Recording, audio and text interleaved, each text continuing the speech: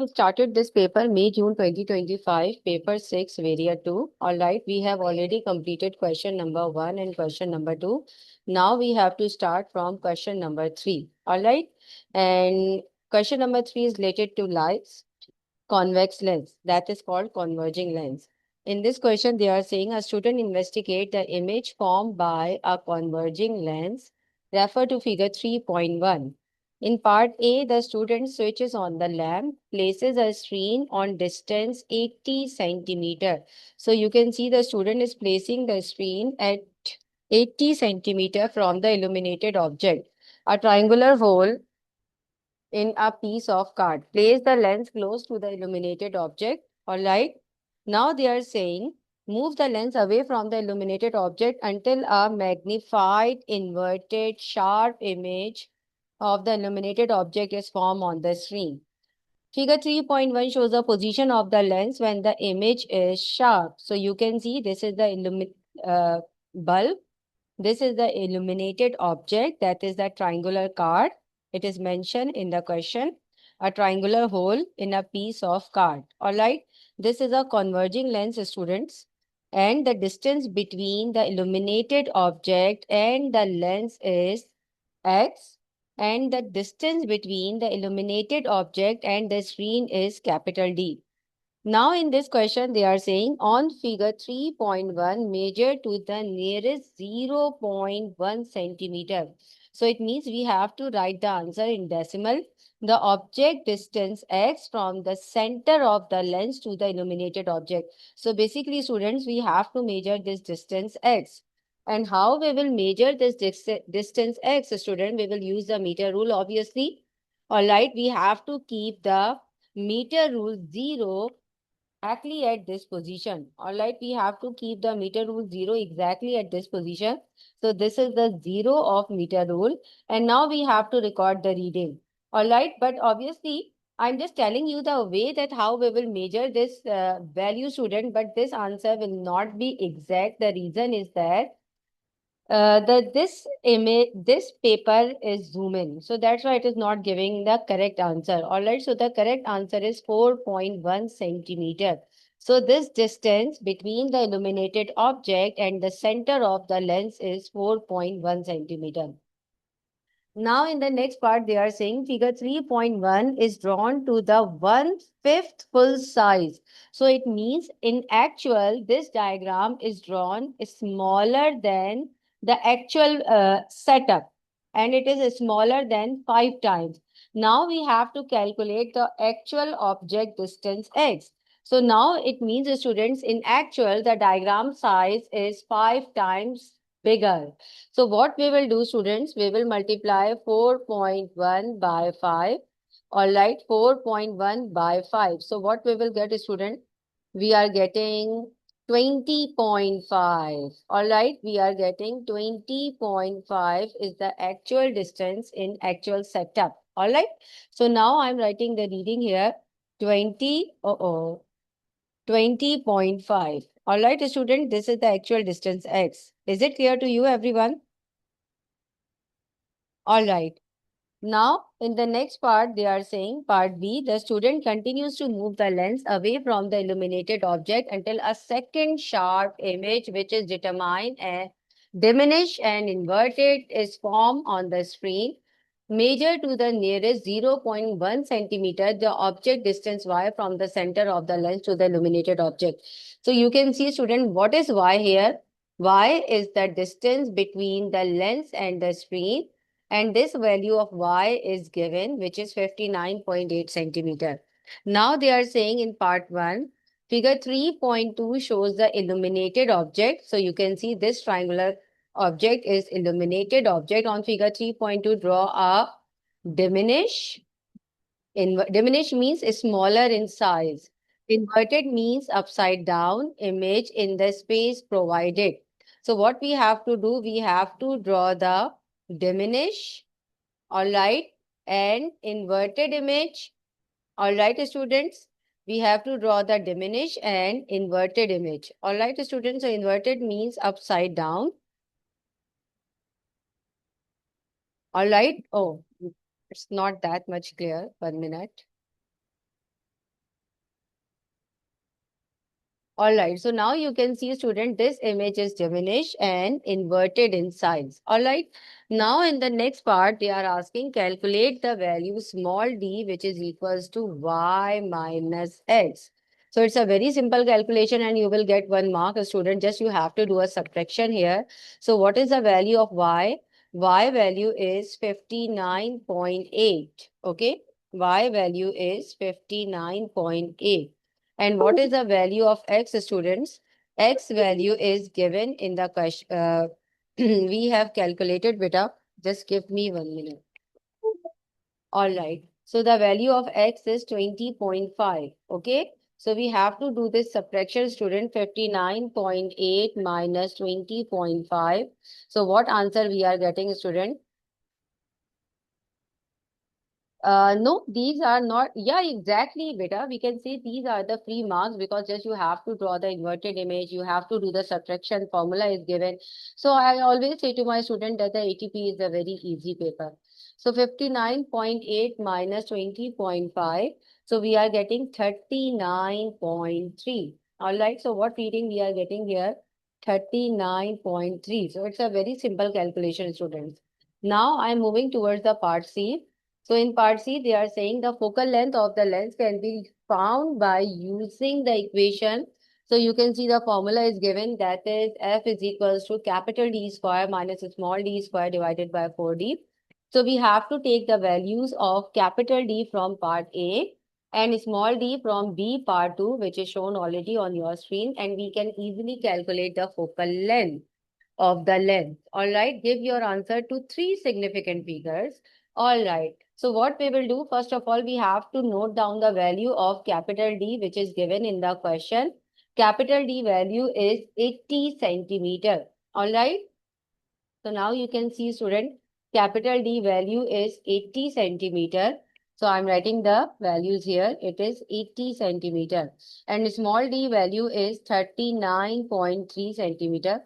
So just we have to simply put the values in the formula, simplify it, and we will get the answer. So now you can see we are going to find the F1 focal length. Capital D square is 80 square minus small d square is 39.3 square divided by 4, and capital D is 80. So we have to put all the values in the formula. We have already put in all the values. All right, now we have to simplify it. We will get the answer. All right, so 80 square minus 39.3 square. What we are getting here? We are getting this value divided by 4 multiplied by 80. All right, so what we are getting? We are getting 15.17. But they are asking to write the answer in three significant figures. So we will only write 15.1. So 17 is basically rounded off. So we will get 15.2. We can write 15.2 here because we have to write the answer in three significant figures. So 17 is rounded off. So we will get 15.2. All right. So this is the focal length of the lens. So let me write the answer here.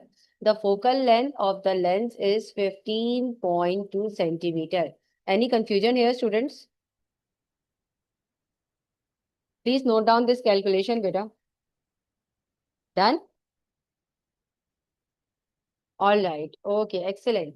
Now I'm moving towards the next part. We have already completed part C. Now in the next part, they are saying the student repeat the procedure in part A and part B for an object to screen distance 100 centimeters. So now you can see beta capital D distance is 100 centimeter. So initially you can see when we have started this experiment, we have taken the capital D distance 80 centimeter. Now student is repeating the whole procedure to find the focal length of the lens. But right now the student is taking the distance capital D 100 centimeter.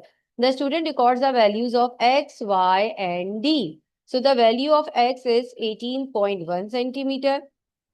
And you can see the values are given in three significant figures. So the value of Y is 81.8 centimeter and small d is 63.7 centimeter. Now they are saying calculate a second value f2 for the focal length of the lens using the equation in part C. So now you can see you don't need to use any formula by yourself.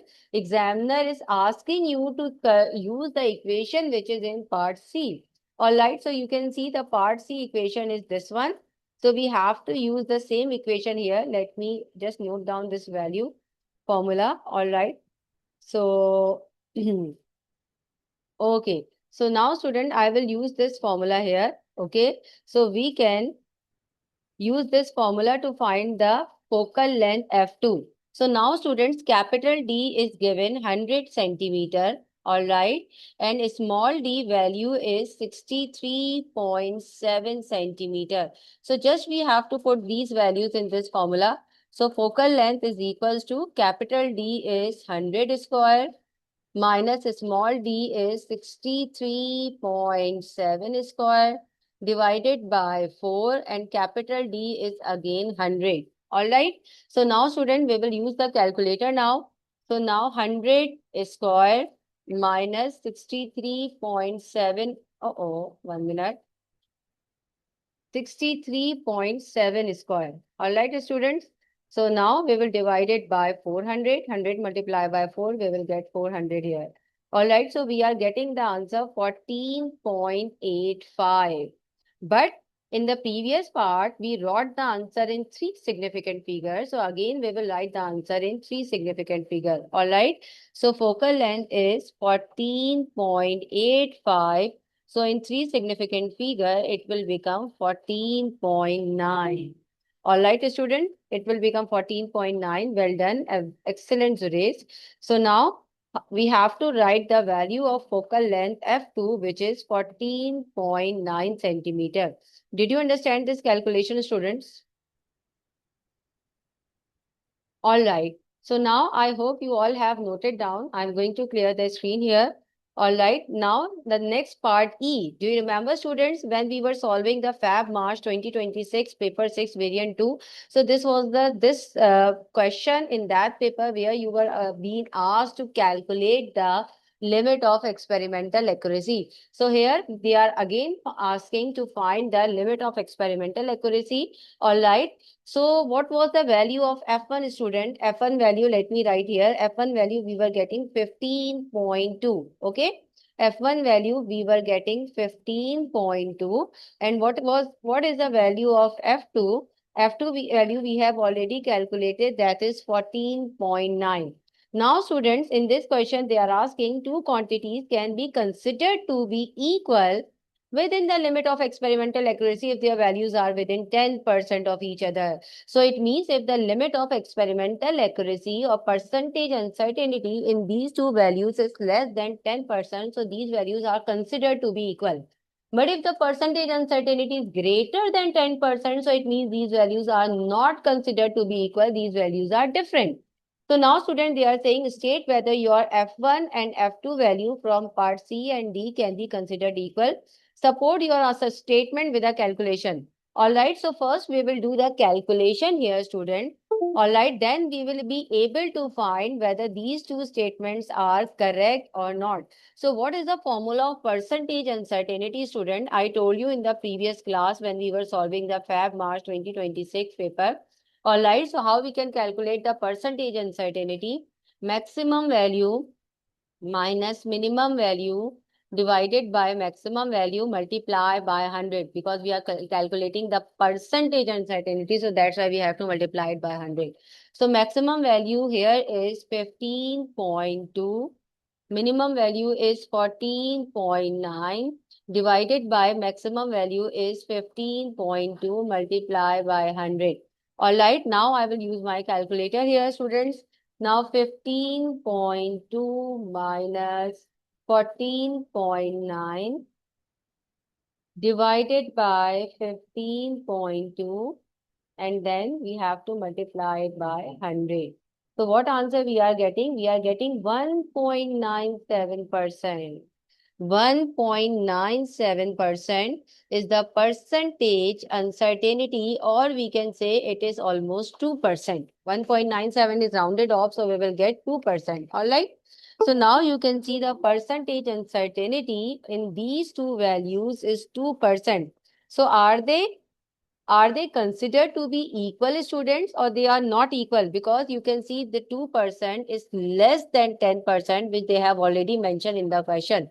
So are they equal or not equal, students? Well done. Excellent, student. They are considered to be equal because the percentage uncertainty in these two readings are less than 10%. So they are considered to be equal. So now we have to write the answer as well, because in this question they are saying support your statement with a calculation. And you can see this question has a weightage of 2 marks. So we have already done the calculation here, students. Now we have to write the statement as well. All right. So now can I clear the screen, students? All right. So now we have to write the statement here. So we are getting the percentage uncertainty less than 2%. Sorry, less than 10%. It is equals to 2%, beta. So it means that the percentage difference, we can write here, percentage difference is less than 10%. So these two values are considered to be equal. All right, students. So this is the explanation. We are supporting the answer, all right, with a calculation that these two values are considered to be equal. Done, students?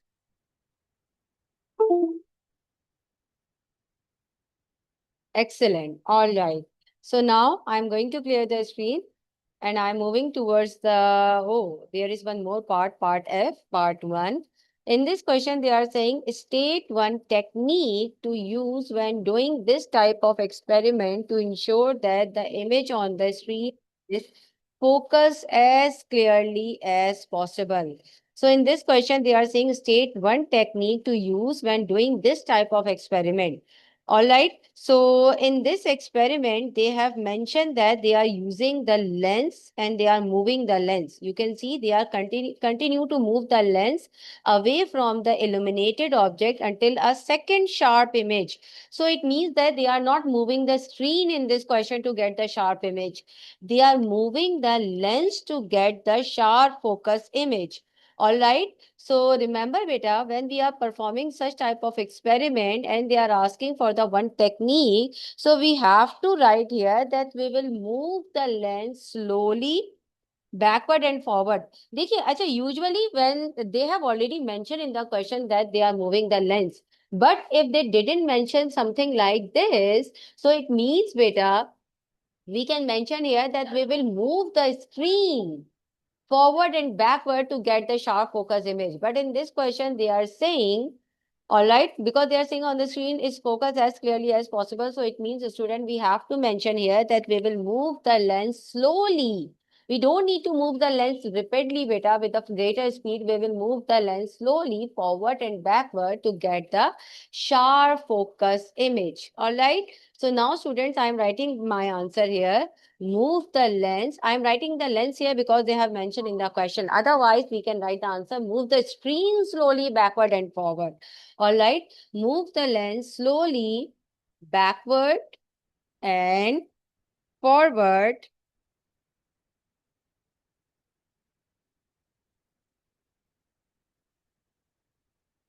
Backward and forward to get the sharp focus image. All right, student, we are move the lens slowly and backward and forward to get the sharp focused image. Is it clear to you, students?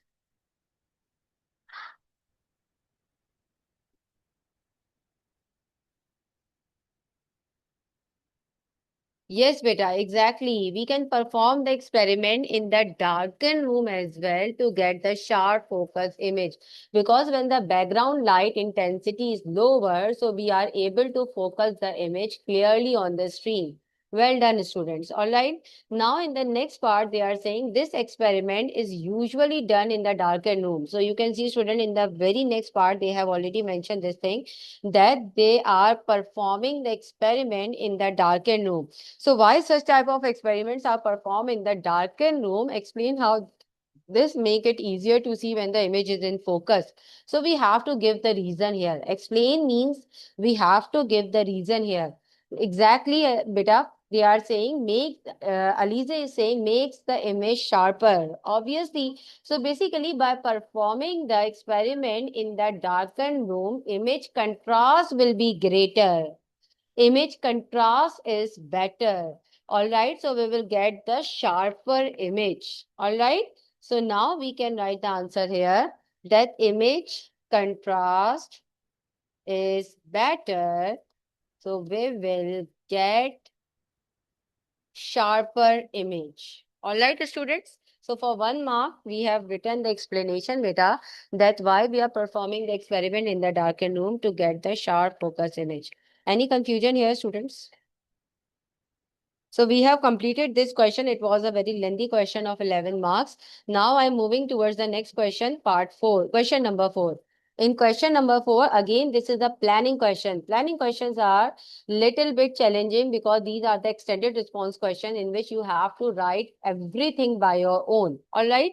But in my opinion, these questions are very easy because every time you have to follow the same procedure to write the answer. All right. Now in this question, they are saying hot water is poured into a glass beaker and allowed to cool down for 5 minutes. So I think this is the same question which we have done in the Fab March 2026 paper. Am I right, students? All right. In this experiment, they are saying plan an experiment to investigate whether the rate of cooling of the hot water depends upon the initial temperature of the hot water. Yeah, the question is quite similar to the Feb March 2026 question.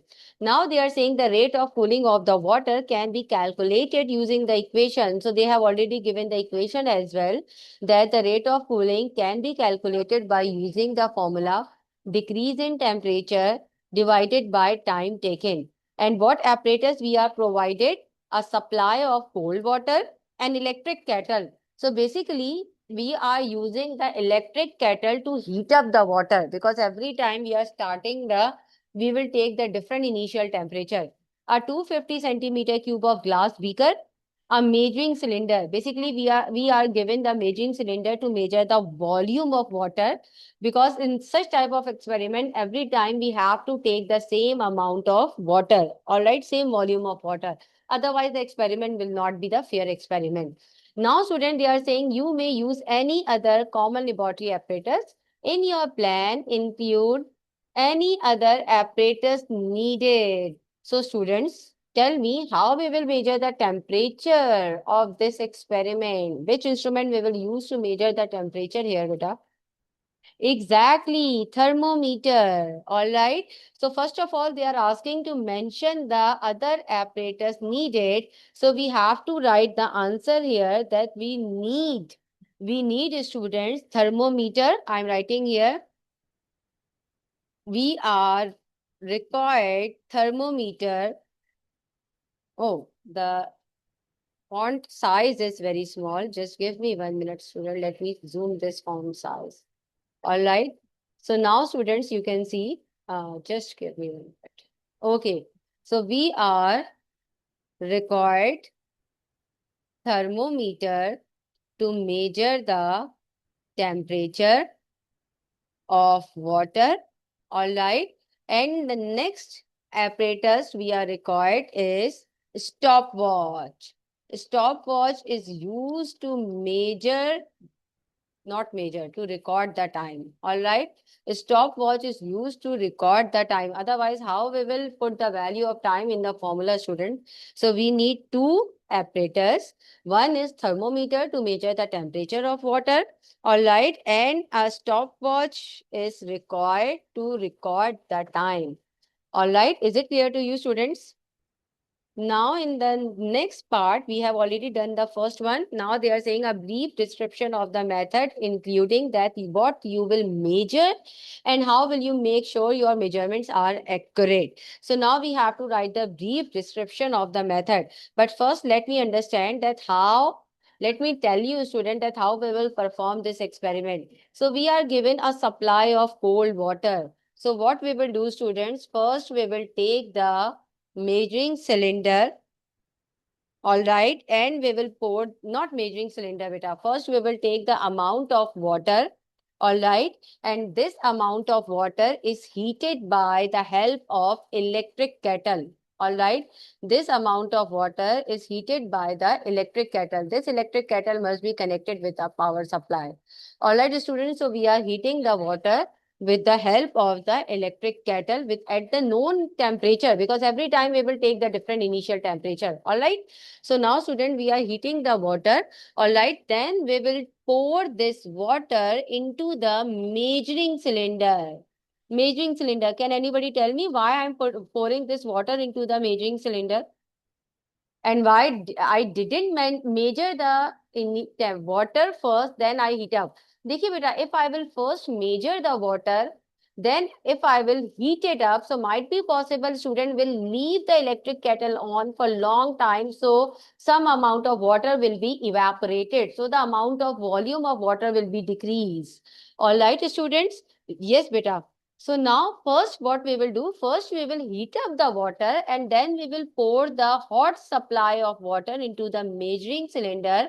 All right, and we have to take the water till, like for example, I'm taking the water till 100 centimeter cube. I'm fixing this value till 100 centimeter cube.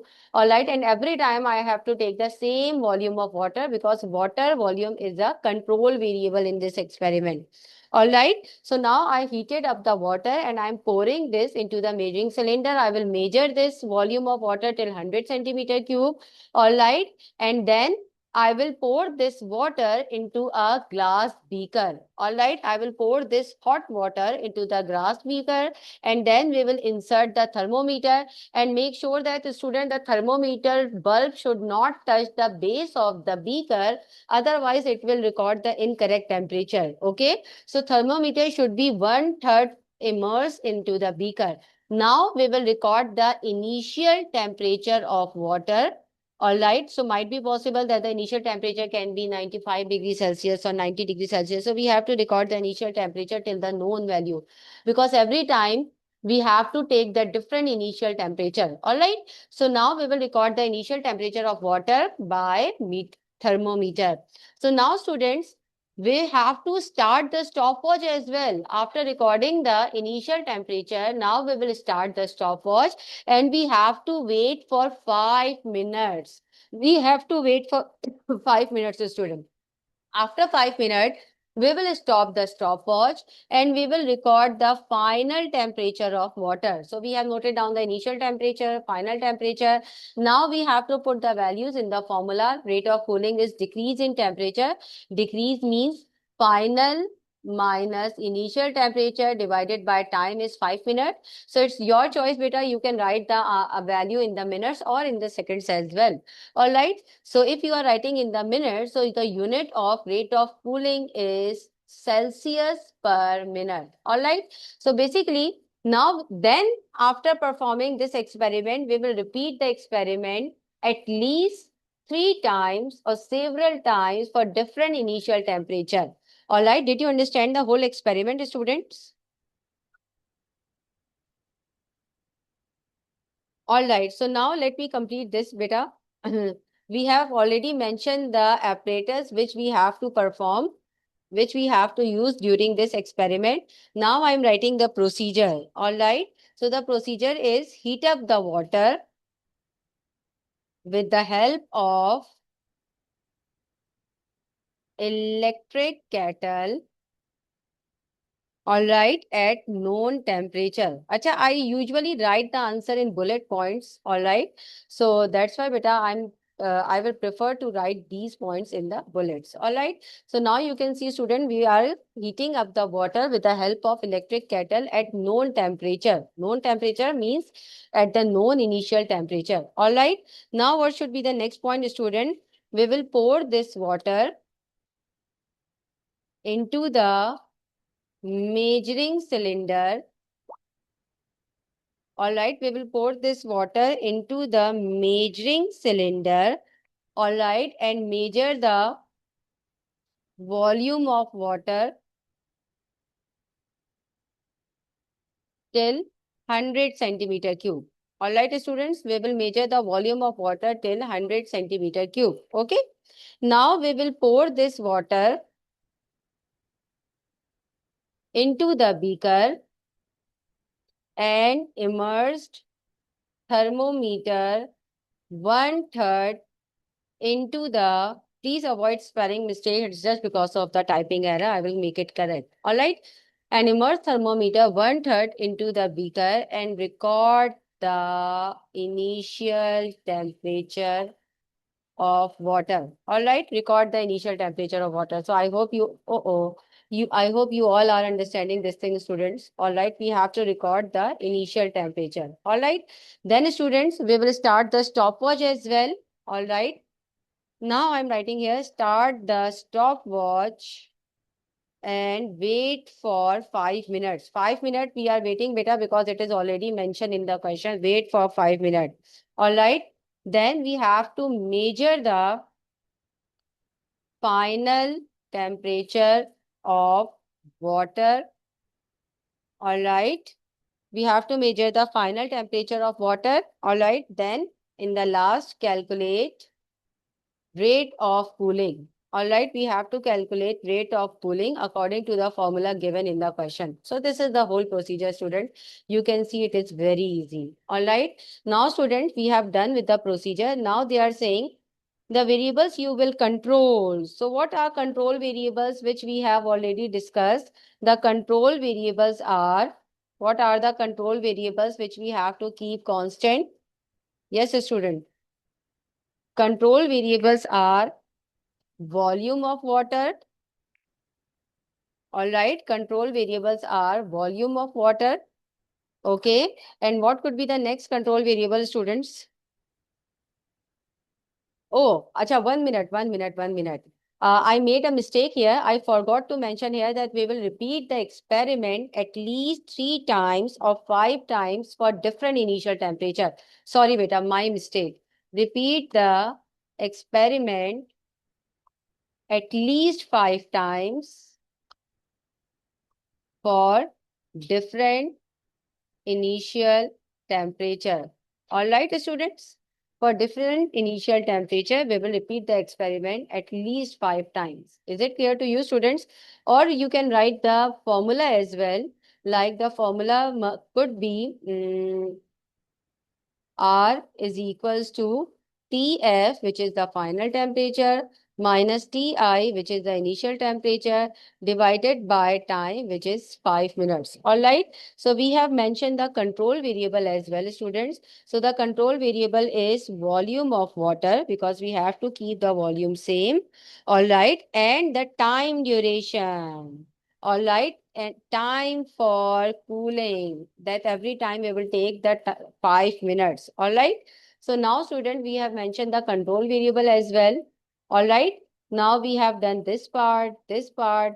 Now they are saying a result table to record your temperature. You are not required to enter any reading. Obviously, how we can enter the reading? So we have to mention the observation table, student, which is very important. Observation table. So initially, we will record the initial temperature of water. All right, Ti is the initial temperature of water and Tf is the final temperature of water.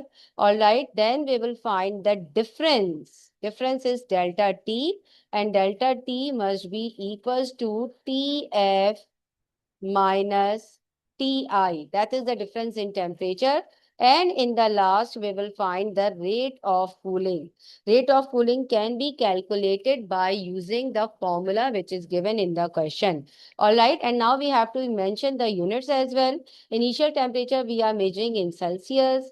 Final temperature we are measuring in Celsius. Change in temperature we are measuring in Celsius. And rate of cooling can be in Celsius per minute. Or if you are taking the time in seconds, so you can write Celsius per second as well. All right, students. So now we have done this part as well. Now in the last, how you will process your result, like how you can conclude a relation between the rate of cooling and the initial temperature of water. So don't need to write that there is a direct relation, there is an inverse relation, because beta, you are not performing the experiment. So how you can write the relation here? All right. So basically what you have to do, student, just you have to mention here that we will plot the graph between the rate of cooling against the initial temperature of water. All right. What we will do, students, we will plot the graph. I'm writing here again. We will plot the graph between the rate of cooling. Plot the graph between rate of cooling against the initial temperature of water. All right. To see the result. All right. So if we are getting the straight increasing line, so it means that there is a direct relation between them. Or if we are getting the inverse line or decreasing curve, so it means there is an inverse relation. So did you understand this question, students?